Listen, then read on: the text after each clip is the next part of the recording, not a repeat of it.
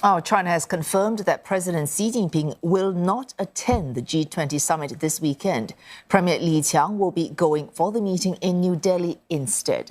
There was no explanation offered at today's Foreign Ministry briefing, simply a statement of the Premier's intended aims for this meeting in the President's stead. 李强总理此次与会将阐述中方对20国集团合作的看法和主张，推动20国集团加强团结合作，携手应对全球经济和发展挑战。我们愿同各方一道，共同推动20国集团领导人峰会取得成功，为推动世界经济的稳定复苏、促进可持续发展作出积极贡献。 US President Joe Biden, however, will be in attendance. On Sunday, Mr. Biden said he was disappointed his Chinese counterpart would not be joining the talks in India. Without elaborating, he told reporters that he is going to see Mr. Xi. The two leaders last spoke on the sidelines of the G20 summit in Indonesia last year.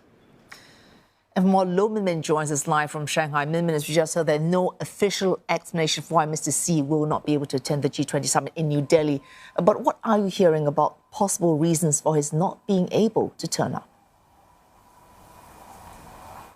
Well, experts are saying that there are several plausible reasons. For one, China's economy is stalling. We're looking at record high youth unemployment rates, very low investors and consumer confidence, and a property crisis looming. And so President Xi could feel that his time could be better spent at home dealing with domestic crisis. And secondly, President Xi could also be more comfortable delegating now that he is in his third term in office, an unprecedented third term where he was able to assemble his own dream team. And we see President Xi going overseas just twice this year, compared to 4 times in the same period in 2019. And meanwhile, his number 2 man, Premier Li Qiang, was assigned important diplomatic tasks, including quite a successful trip to Europe earlier this year.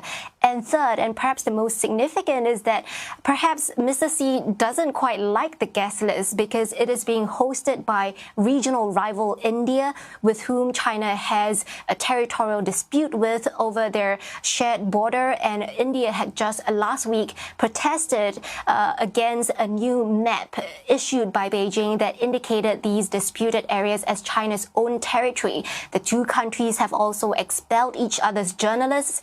And meanwhile, President Xi's so-called good friend, President Putin, is also not attending the summit, while the other attendees include US President Joe Biden, the Japanese Prime Minister, the Canadian Prime Minister, all of whom represent countries that China has some serious beef with. So experts say that the risk of an embarrassing off-chance encounter could have prompted Mr. Xi to stay at home.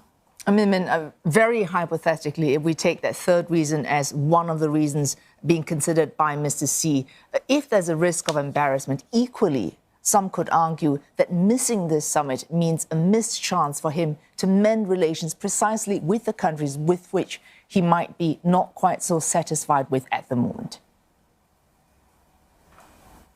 You're right. These multilateral summits are critical opportunities for face-to-face diplomacy, and it could hamper China's efforts to repair frayed relations, especially at a time when they're just emerging from 3 years of isolation from its zero-COVID strategy, and they're emerging into a shift in the international security environment as many more countries are beginning to converge on their perception of China as a security threat. And it's coming amid this historic low U.S.-China relations. Despite those string of visits by U.S. officials to Beijing, the two countries are still clashing over long-standing concerns such as China's alleged human rights records, its assertion over the South China Sea and Taiwan, and the U.S.'s investment and export restrictions on China. But I also want to draw attention to the broader international context here, which is that President Xi had recently just returned from South Africa from the BRICS summit. The BRICS is a grouping of 5 developing nations, but last month, President Xi had hailed the expansion of this grouping as 6 new members are set to join their ranks, and that was widely seen as a major diplomatic win for Beijing as it tries to create this alternate world order that could even rival the G20. So this juxtaposition of Mr. Xi going to South Africa for the BRICS summit but not to India for the G20 summit is quite telling of Beijing's position as it portrays itself as a champion of the developing world. Thanks. Lo Min Min speaking to us there from Shanghai.